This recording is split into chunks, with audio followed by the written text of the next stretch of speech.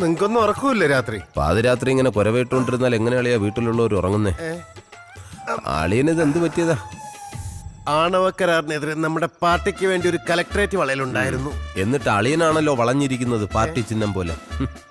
ഇപ്പോഴാടി നിന്റെ ഭർത്താവിന്റെ പേരിനൊരർത്ഥം വെച്ചത്. എന്ത്? TK പ്രഭാകരൻ, തല്ലുകൊള്ളി പ്രഭാകരൻ.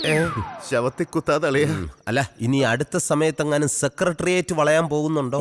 ഉണ്ട്. ഡേറ്റ് ഫിക്സ് ചെയ്തിട്ടില്ല. ഫിക്സ് ചെയ്തിട്ട് നേരത്തെ അറിയിക്കണം. എന്തിനാ? ഒരു വളഞ്ഞ ശവപ്പെട്ടി മേടിച്ചു വെക്കാനാ. അളിയ, എന്റെ പൊന്നളിയ, അളിയൻ ഇങ്ങനെ വളഞ്ഞ് എന്റെ പെങ്ങളെ വിധവയാക്കരുത്. പാർട്ടി പ്രവർത്തനം വെറുതെ തല്ലുള്ള. എടേ, നമുക്കേ പോയി കിടന്ന് ഉറങ്ങാൻ നോക്കും മനുഷ്യ. നാട്ടുകാരുടെ തല്ലും കൊണ്ട് വന്നിരിക്കുന്നു. ഇനി ഉറക്കം മാത്രം നടക്കൂ. നാളെ തല്ലുകൊള്ളാൻ നോക്കണം. എന്ത് പറ്റിയളിയാ? ഒന്നുമില്ല അളിയ.